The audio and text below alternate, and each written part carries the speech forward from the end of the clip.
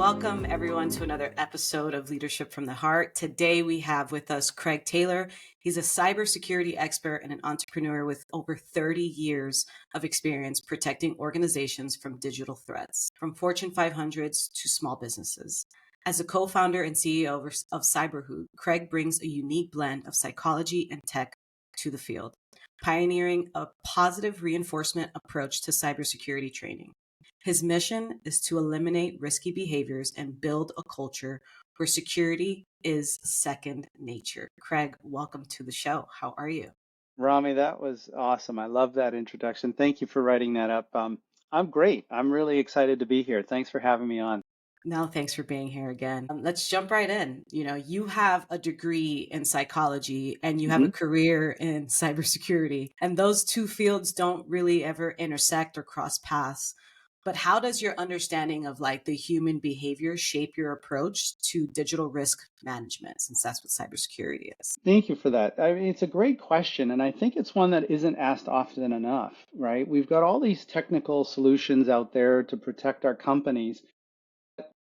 Researchers and cybersecurity firms like Verizon that study breach data, they all conclude the same thing, that breaches are most often tied to the human in the companies that we all work at.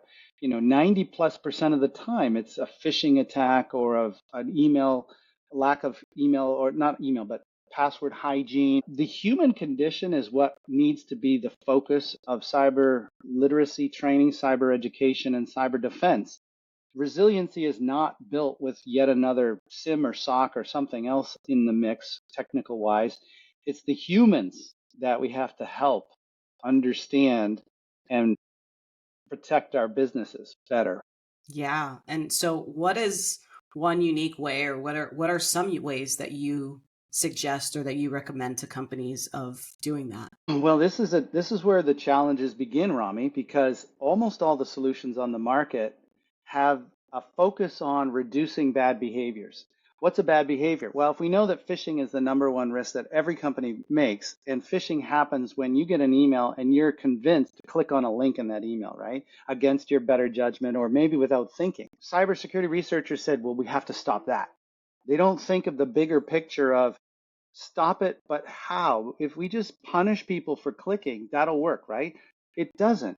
80 years of psychological theory, right? Going back to my university days, 80 years of psychology research has proven that if you want to truly change behaviors in the long run, Hmm. not just today, but tomorrow, next week, and you want your employees to internalize why they're changing their behaviors and maybe build a culture so that all new people fall into that wonderful culture of prevention, you need to reward the good behaviors. In psychology, I forget the author of this statement, but she said punishment only reduces bad behaviors. It does not eliminate it. But worse still, it does not teach the good behaviors that need to replace it, right? So if you just punish people for clicking on fake email phishing tests that you might run as your typical, this is how the normal industry works, right? They send out an email to your inbox, and if you aren't paying close attention or you miss it and you click on that link, you open that email, you click on that link, you fail the test. And what are the consequences? Well, you have to watch a 30 to 40-minute video sometimes. You have a meeting with your boss or HR. You might even, in some companies, have a three strikes rule where if you do it three times, you're terminated, right? Like, this is horrible, horrible ways to run a business because it only teaches fear, anxiety, and doubt in your inbox. It does not teach you why and how phishing works, right? You need to reward your employees when they go through an interactive, email example. Like we've built a platform that we call it Hootfish. It presents to the end user an email that says, Rami, it's time for you to take your phishing test. But don't worry, it's an open book test. So if you don't know what you're looking at, we can help you in the moment to teach you what hackers are doing with the sending domain. Why are hackers sending you an urgent appeal or an emotional appeal? They're doing that to get you to react without thinking, right? So be aware of that. And instead of reacting, respond. thoughtfully, carefully. And so we walk you through an email with 6 or 7 puzzle pieces, and you need to answer, is this safe or suspicious looking? And we give you some help on the answers in real time. And you begin to build a rubric, to coin an educational term. You begin to understand how to put these puzzle pieces together so you have a crystal clear picture of what phishing is. And that feeds you for a lifetime of secure, confident, efficient email processing, not just work-wise, professionally, but personally. I've been stopped on the streets of my home city, Portsmouth, New Hampshire, and I've had people say, Craig, you know what? I got an email in my personal Gmail account the other day. I had just done your hoot fish, and I knew instantly it was an attack. So I might have clicked on it a week or a month ago or whatever the time frame was, but I knew to delete it. And I want to thank you for that because now I'm confident processing email. Instead, I was being, anxious or nervous or scared of email because I just didn't understand it. Yeah. I want to explain to the listeners what phishing is. So, what is phishing? Phish. Yeah. Phishing is when you have an email that is sent to you that pretends to be one thing, a demand for you to take an action or an urgency around a bill, like you haven't paid your bill for Netflix, for example, and they're going to threaten you to turn off your Netflix if you don't pay the bill right away, and here's your link to log in and do that. Well, what happens is it wasn't really sent from Netflix. If you look at the domain name in the competent hacker world, they'll add an S to the end of Netflix or they'll drop an I in Netflix. And that's really sneaky because people will just glance at it and say, oh, it's Netflix. It's got to be legit. And then they'll click, they'll try to log into their Netflix account. And what they've just done is they've handed the hackers their Netflix username and password. Or they'll go to the payment page of Netflix and it's actually the hacker's payment page. And the hacker will collect your credit card and your full address and your name and your CVV and all that stuff. And then they'll go buy things and send them to their PO box where they'll recover them and they'll close that down before any law enforcement gets involved. So they're stealing our data. They're causing really big problems by getting us to click on things we shouldn't because we just haven't been taught how to fish. So that's Yeah. phishing. Yeah. I'd say that just with my, the knowledge that I do have, if you ever do get an email from a Netflix or Chase or whoever, it's best not to click on the link in the email, but yet go to the app that you already have that is secure and try to do whatever they're telling you to do from there. Just Hmm. because it's, that to your point, right? The link is taking you likely to their site that looks just like Netflix, You're absolutely right. unfortunately. So it's never a bad idea to use the app. It's never a bad idea to go to Google and Yeah, find the that too. domain and do it. However, it's often unnecessary because you're wasting 1, 2, 3, 5 minutes to do something you had 100%. no business having to do. All 100%. you really ought to do is learn how to fish. And if you go Yeah, hover over the sender and it doesn't have the exact Netflix.com domain, you're being fished. Or in other cases, this happens a lot with business email compromise, Rami, where one person will have lost access to their email account and the hackers will get in and they'll scrape it for every person that person has ever emailed before. And if they're in finance, often this targets finance people, they'll then craft this really believable invoice email that they'll send to every last, 50, 100, 200 people. They'll send this invoice and the invoice is a booby trap file, or it will open and prompt you to go visit a malicious website or steal your credentials, and they'll perpetrate this breach of credentials over and over again. So if you get an email that looks like it's from someone legitimate and it doesn't seem right or it's out of the ordinary, call the person before you click or open even anything from better. them because you might have found yourself. I in the last 10 years, I've probably called 25, 30 people to tell them, I think your email's been compromised because you're Yeah, sending invoices and you never do that. So yeah, you need to, and they're like, yeah, yeah, yeah, I know. Don't click on it. Don't click on it. But I know what to look for. And I'm hell bent on teaching everyone else how to avoid these problems through positivity, through right, rewards. right. So why don't companies automatically adopt this positive reinforcement that we know works? What have you learned is the resistance behind it? Well, there's no empirical evidence that says this is better than that today. There actually is a really good study out of the University of Zurich, Switzerland from 2020. They studied 15,000 people in a phishing simulator, the traditional method that we're complaining about here that punishes bad behaviors. And after the study of it was 20 months, 14,000 people. They remeasured them on how they did on phishing tests, right? If they clicked on phishing links or not. And they concluded, surprisingly, that people that had gone through this long 20-month training program of fake email phish testing and education, they actually clicked on more phishing links in the future, not less. So their locus of control was external. They didn't have the why and the how, and they were just made fearful of clicking on links. But when there was something really appealing to them, they still clicked on it. Okay? So it doesn't work. That's empirically proven. Now, the positive reinforcement, it's proven to work at behavior change and behavior modification, but psychology and cybersecurity aren't viewed in the same circles, right? We need to bring those circles and overlap them and say, we know that positive reinforcement works for behavior change, long-term intrinsic development of skill sets through rewards, no different than if you train a dog with treats, right? Kane won America's Got Talent. It was a dog and his dog trainer. The audience loved it, the dog loved it, the trainer loved it. They were all having a wonderful time with these amazing skills that the dog had learned through positive reinforcement and treats, right? That works, and we know it works.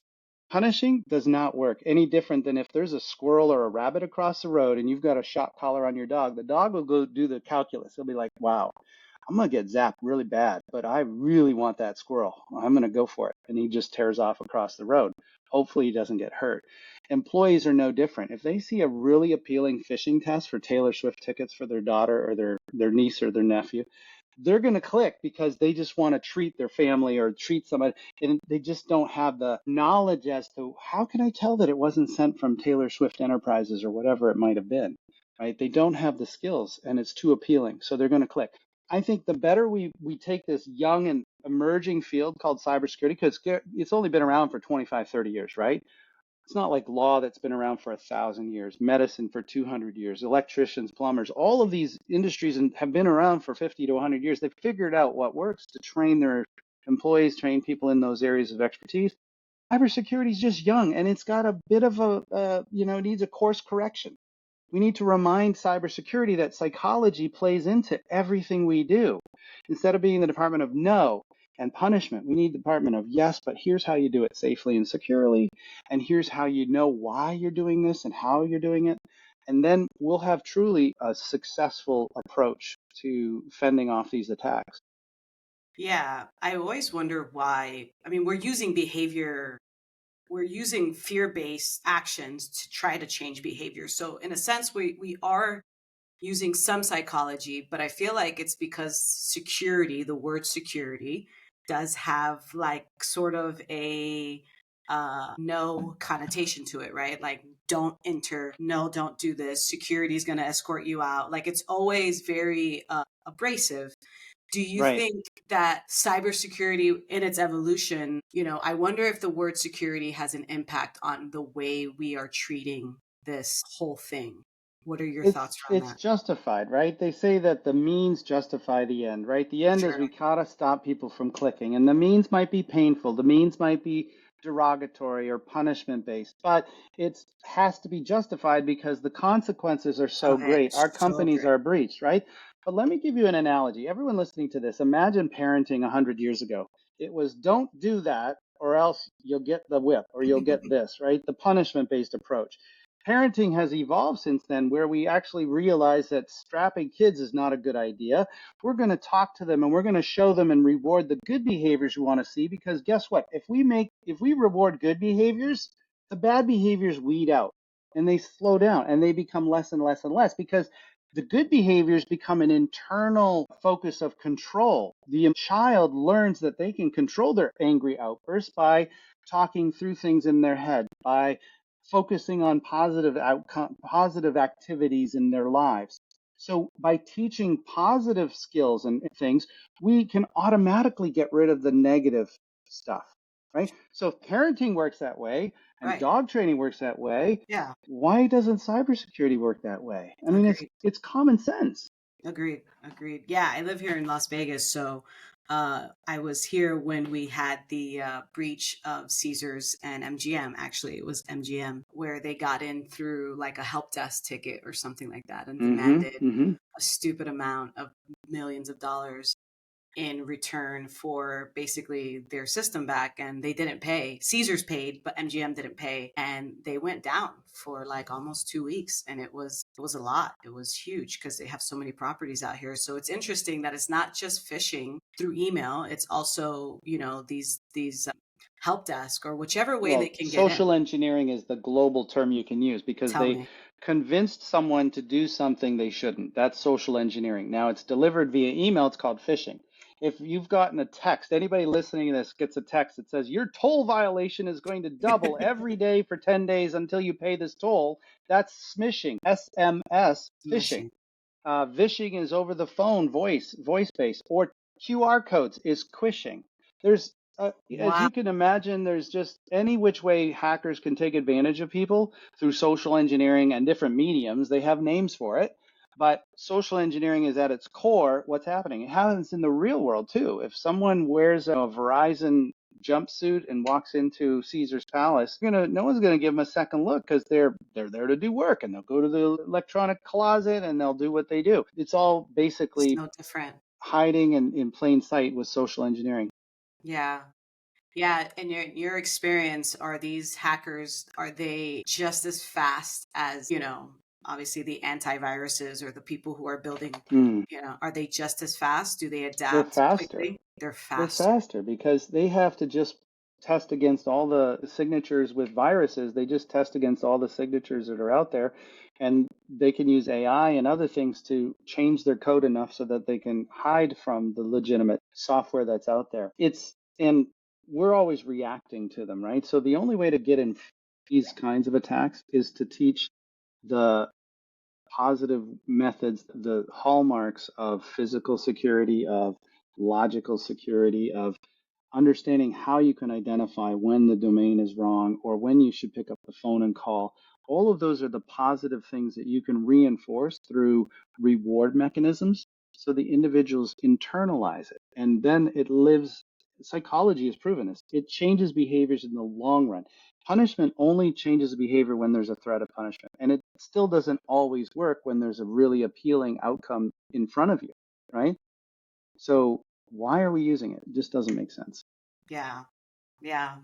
So in your experience, what's one of the most common yet overlooked risky behaviors employees engage in, other than all the Phishing? phishing? Yeah, Yeah, yeah.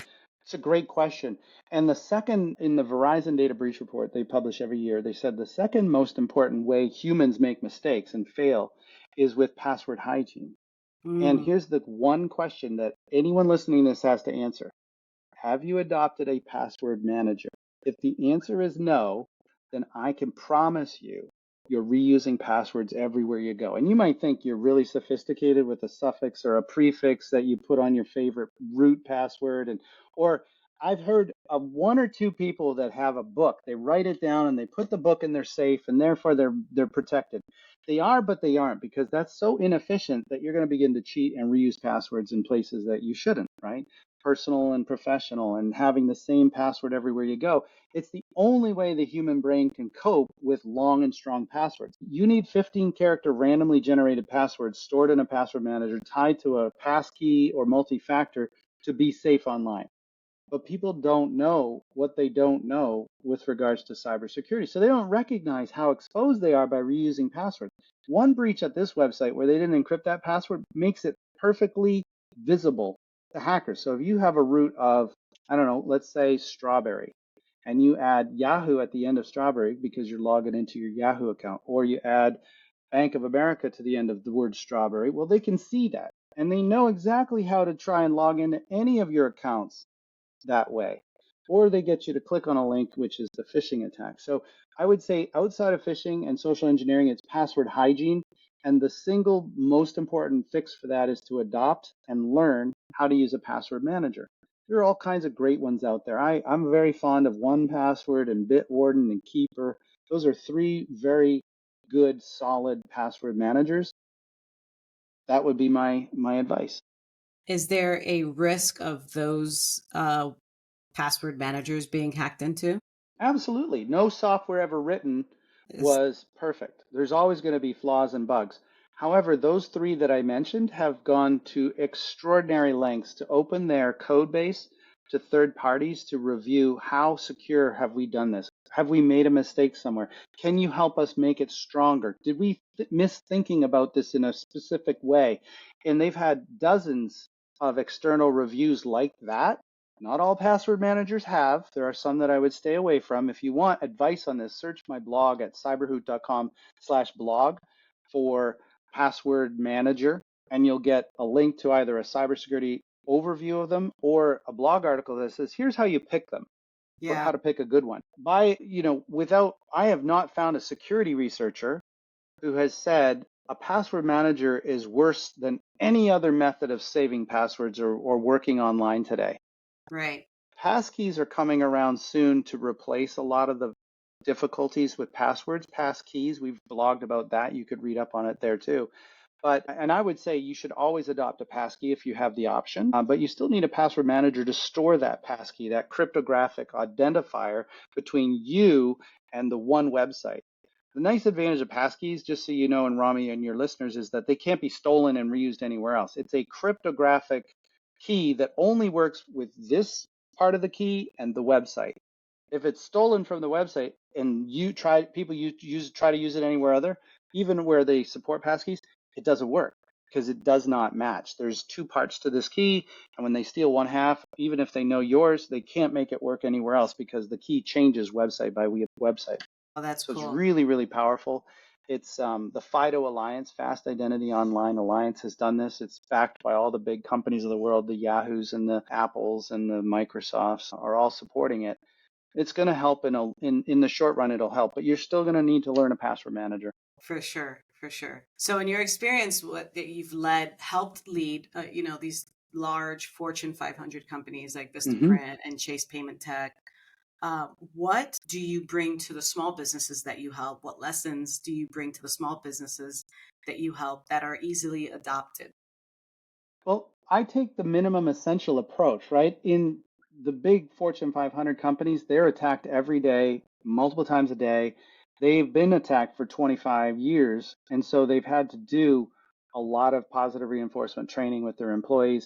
They have the zero tolerance for risk, you know, calculus. When you build a cyber program at a Fortune 500 company, they have zero tolerance for risk, the banks especially. So if there's a risk, they're going to pay whatever it costs to mitigate that risk, and they're going to be able to, for example, run fake email phishing tests, and if you fail it three times, termination, right? You're gone. So people will change their behaviors out of this huge fear of losing their job, all right? And that's just not a positive approach.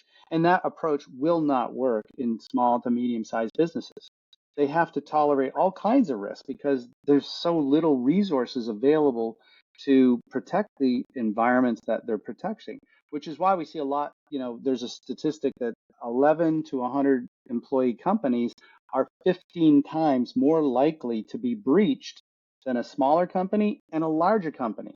Smaller because hackers aren't interested in, nickels and dimes. They want thousands and thousands of dollars. The larger companies are kind of harder to hack and more difficult. Doesn't mean it doesn't happen. You still hear about Caesars and MGM and, Colonial Pipeline, but those are, much rarer than the small to medium sized business, which is our sweet spot. We're doing minimum essential 5 minutes a month for every employee, and you can really make yourself a lot harder to hack. And the owner of that business can sleep at night knowing they're doing the minimum essential. They're meeting their cyber insurance obligations with phishing tests and awareness training and governance policies and an incident response plan. All of that's provided by our company. So, yeah, it's really, we took what we knew from the enterprises and we said, let's build something that is minimum essential, that's automated, Right. that has a positive reward mechanism approach, which is just the psychology background alone is indication that that will work better. And so you're building up your employees' confidence, their efficiency, their security all at once with 5 minutes a month. You can't go wrong. Yeah, I didn't know that there was compliance around that. That's interesting. I mean, it makes sense. Yeah, if you Makes a want, lot of if you sense. have cyber insurance, there's a questionnaire that says, I train my employees, I govern them, I test them with phishing tests. And if you say you do, but then you don't, Mm, that claim will be denied and you'll be like, you might as well not have paid for insurance. But if right. you do those things, there's a greater likelihood that you won't have to make a claim because your users Exactly. will spot and avoid it. Exactly. Exactly. So you are the CEO, the co-founder. How many employees do you guys currently employ? That's the beautiful thing. We have four co-founders that work together, and we have about six. Well, we have two mostly almost full-time, folks below the four co-founders, and then we have between 6 and 8 subcontractors that 1099 to us, Hmm. mostly for our virtual CISO services. But with the power of AI, we are growing rapidly with content, with development, with support. It's really a force multiplier. We're able to leverage that to really grow enormously successfully in cyber. We're profitable. We're 10 years old. I think I asked ChatGPT, if you're profitable and you have this much revenue and you've been in business for 10 years, what's the likelihood of a company making it that far? 2%. Only 2% of companies get as far as we have. Right. And yet we're just getting started, right? So Right. we're on the cusp of a hockey stick growth with some amazing things. And so what does leadership look like with four co-founders? It's interesting. We are all passionately rowing in the same direction to help grow our company. And we do share a bit of a meritocracy so that we discuss major investments and major decisions together, and we try to come to agreement. It's not my way or the highway as the CEO. And that's been very positive and helpful in the long run. It can be challenging at times when we have passionate disagreements about we want to go that way. No, we want to go that way. I'll be honest.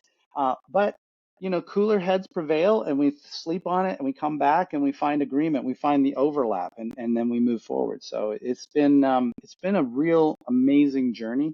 I've loved every minute of it, and I'm very excited for our future. That's a great question, Rami. I wish more people asked that. Yeah, I want to know more about how you guys come to an agreement. I mean, it's four people. It's hard enough when it's one leader with, subordinates, but is it like majority wins?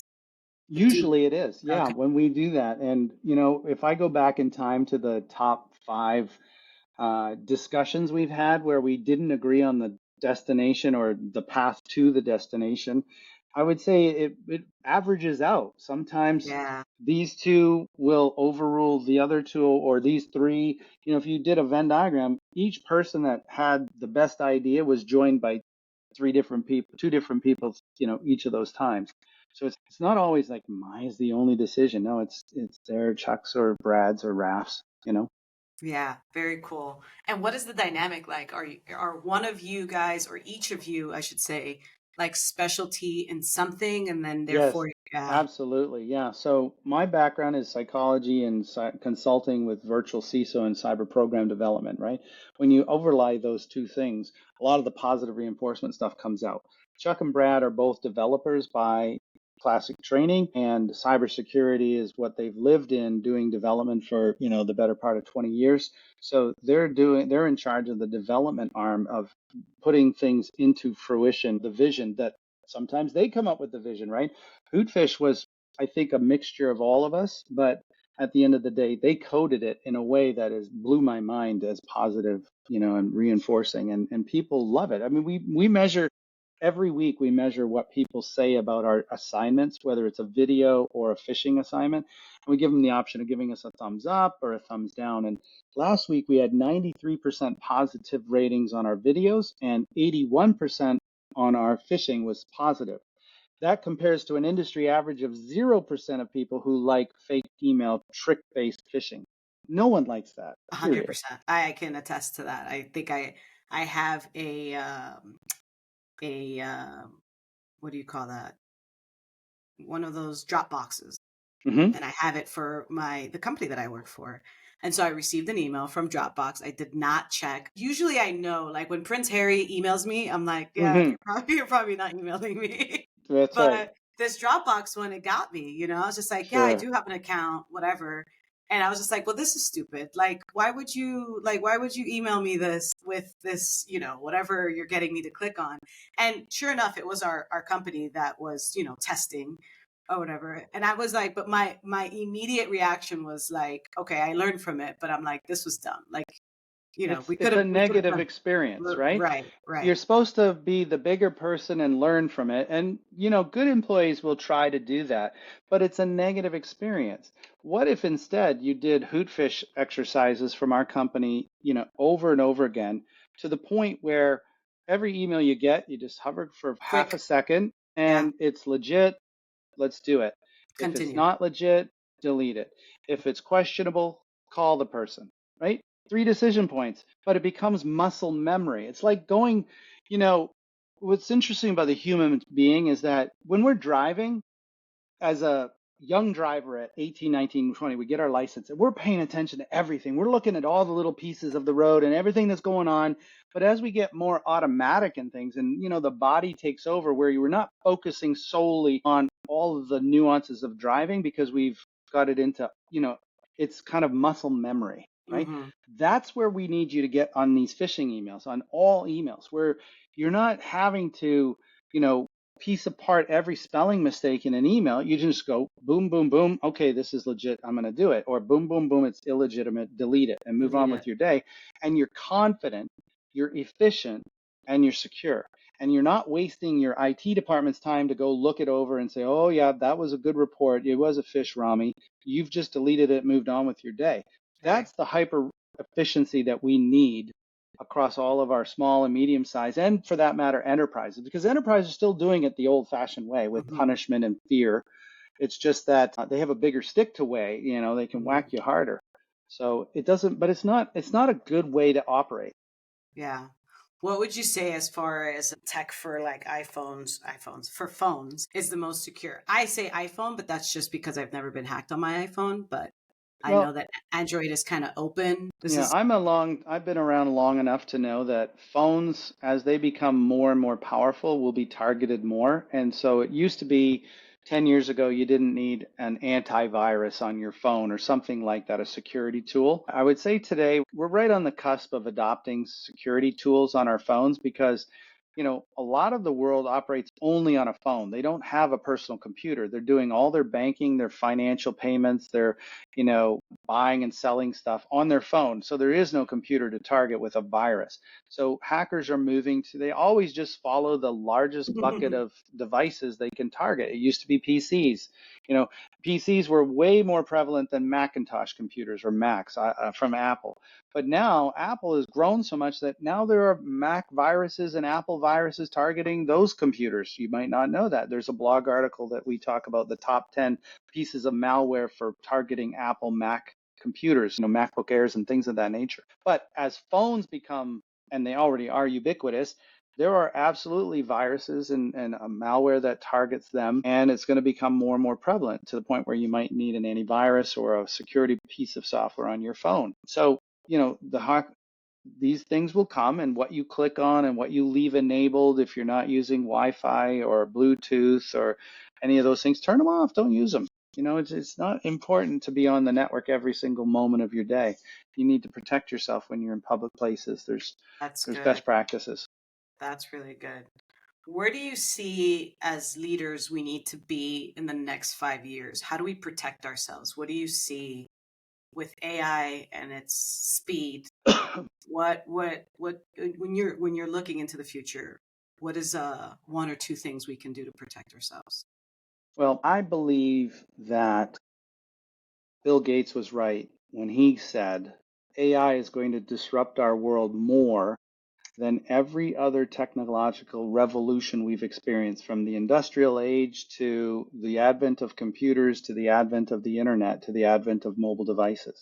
All of those things combined are going to be smaller in terms of the upheaval in our lives that AI will cause. Now, I'm not one of those people that believes AI will lead to the downfall of humanity necessarily. I think AI is going to be enormously disruptive, and we're already seeing it with support organizations laying off support people when an AI can answer the questions better, faster, 24/7 for lower cost. So support's going to be out. I have a dear friend of mine who's in design. She does a bunch of graphic design work. She was let off recently because they can do what she does with AI. So things are going to be disrupted. Just to give you a sense of it, in 1900 in New York City, every street was covered with horse poop and buggies and horses everywhere in the street. So there was hundreds of thousands of horses and buggies. 13 years later, it was all paved and it was cars. 13 years. That was 13 years. AI is going to be 13 months or, Correct. 2 to 3 years. Yeah. It's going to Right. change. We're getting very close to AGI, which is artificial general intelligence, where you can ask AI to do a series of tasks. Like, I need to fly on June 12th from here to Austin. And so book me a ticket and a hotel and all that. And it'll go boom, boom, boom, boom, boom, and send you confirmation of your travel to the airport, parking at the airport, airport ticket. Make sure you have your license or your passport, your hotel reservation, your Uber from the airport to the hotel. AGI agents will be able to do all of that. Sounds magical and amazing if it's Yeah. all for good. There could be some bad things.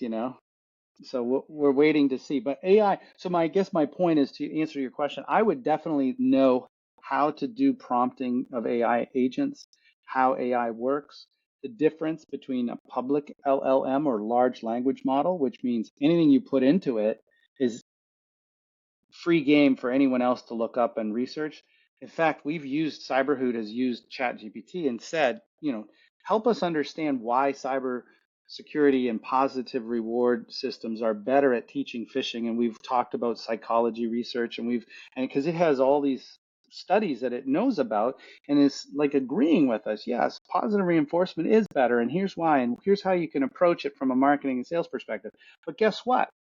Now, when people go to ChatGPT, say, I need to phish test my users in a positive way, it spits out CyberHoot's name because ChatGPT knows, and Lambda and all these systems, they know we're a great answer for that problem.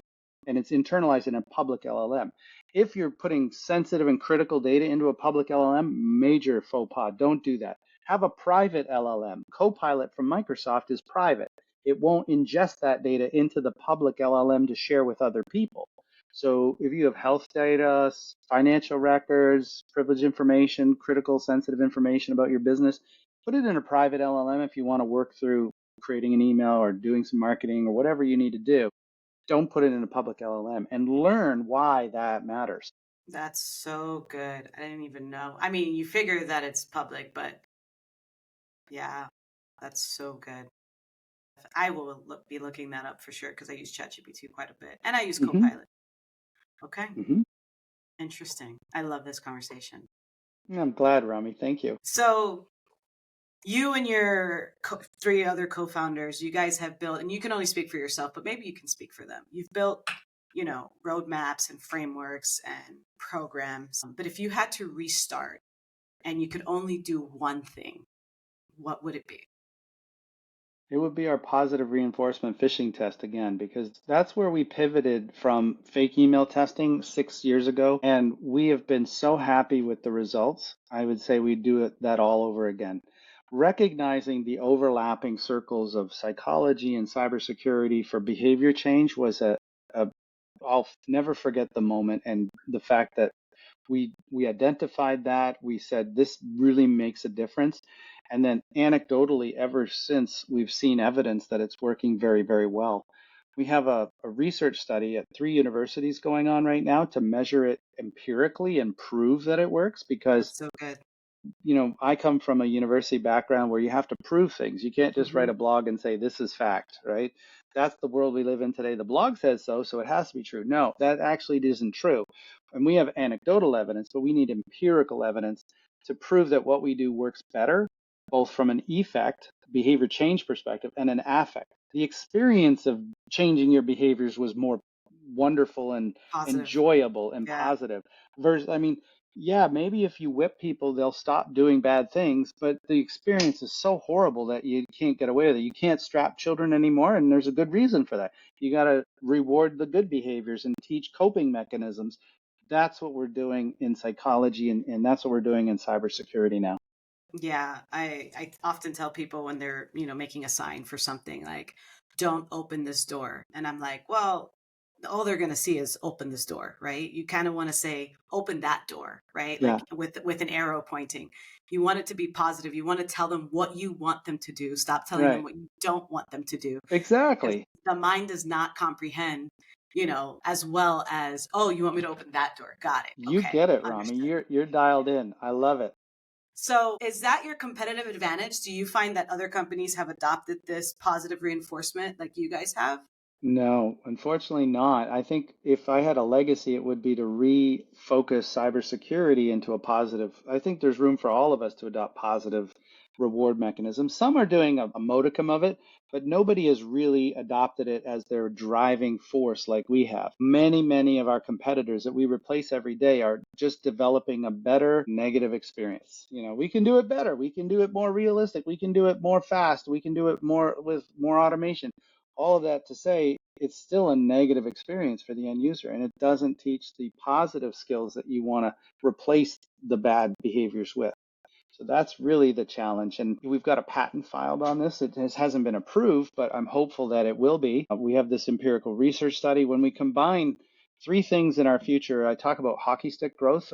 When I look at our company, if we get our SOC 2 Type 2 assessed audit opinion that says we're doing things securely, effectively, repeatably, with evidence to prove it, and we combine that with an empirical research study that says we're better from an effect and an affect, and we get that, feed that data into our patent application that says, yeah, we are unique because everyone's doing it on a punishment basis. And here's a study that says that doesn't work. And here's a study that says we do it different and better. And then they should be able to approve our patent and we can then defend it potentially. That's so cool. That's so cool. It's so cool to talk to a company that's like in it. You know what I mean? Like you guys have proven it over the last 6 years, but you guys are like right at the cusp of making it a thing for people to acknowledge, Mm-hmm. and I love that.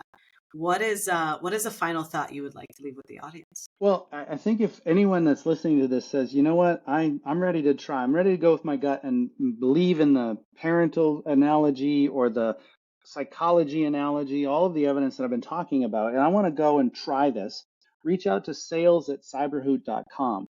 Anyone that listens to this, if they put in the name of your podcast, we'll give them a 20% discount for Oh, life that's awesome. on their registration. So when you register for a free trial, which we don't charge you for 30 days, you asked, well, how'd you hear about us? You could put in ChatGPT, but no, put in leadership, the name of the podcast, right? Because LFH is fine, or leadership for what is it? Leadership for Leadership from the heart. from the heart, leadership from the heart, or any version of that, will give you 20% off for life on your subscription to us as a direct. So yeah, we'd love to have you. So that's what I would leave people with, is to give it a try for free just to see what your employees say. If they're like all the other employees in here, we're going to give you 80% positive ratings on Hootfish and upper 90s in videos. And you'll be doing some of the minimum essential to protect yourself from harm. Yeah. Yeah, and it's growing, and it needs to be taken seriously, like you said, second nature, right? It does. Hmm. I think we're right there, because you're right. Everything is developing so quick, so fast, and AI is just 10xing it. So definitely we'll have it in the show notes. I just jotted down the 20% off using leadership from the heart. So we'll make sure that all your links are in the show notes. Where can people find you if they wanted to find you online? Well, you can get me at sales@cyberhoot.com. That comes right to my inbox. And you can visit cyberhoot.com. I would say you could register for our newsletter, which goes out once a month with some emerging threats. We talk about all kinds of different ways companies and hackers are trying to attack, hackers are trying to attack companies. That's at cyberhoot.com/newsletters. We have a library of cybersecurity terms, everything from what is a Bitcoin to what were those NFTs? Remember NFTs I were all the do. rage? It Well, a lot was. of people are like, I never figured out what that was. Well, go to cyberhoot/cybrary and search for NFT, and you'll be able to read and watch a video on what it is. And any other term that you're wondering about, you can see there, all for free. Oh, and we do give CyberHoot away for free. I always forget to mention this, but if you're an individual and you want to have a lifetime subscription to CyberHoot to get a monthly video and a quarterly phishing test, subscribe to it for free at cyberhoot.com/individuals with an S on the end of that, individuals, plural. And you'll be able to sign up and register for a free access. Our hope is that we're changing the world one person at a time, but if you really like what you see, and most people do, you'll bring it up to your IT department. Or if you're an owner of a company, you'll hire us to train all your staff. And so that'll be our win-win scenario. Very cool. Very cool. That's almost like an AOL little nugget there. I like Except it. we're not leaving We're not millions of giving. discs. How are you old enough to know what those AOL CDs were? I mean, shoot, That those were was. coasters. You look like you're only 30 years old, so what the heck? That was like 40 years ago. I'm almost 40, so I was right there. No, oh my gosh, I was that's an AIM funny. girl, but yeah, that's very cool. I like it. Very cool. Well, Craig, thank you so much. I love this conversation. I feel like you guys have definitely done justice to cybersecurity by bringing the human aspect to it and making it a positive experience. And I want to thank you for that on behalf of everyone, because that's really cool. From my heart to yours, I really enjoyed this. I love the podcast, and I think your listeners will hopefully get something out of today's conversation. For sure. Thank you for the opportunity For to be sure. here. Thank you. Thank you, guys. And that concludes our episode of Leadership from the Heart, guys. Thank you so much for listening. Be sure to check out CyberHoot and Craig and, take advantage of that free lesson. If you find it useful, like he said, just go ahead and give it a try with your company. Again, we want to thank you for listening. And if you liked what you heard, please like and subscribe. See you next time.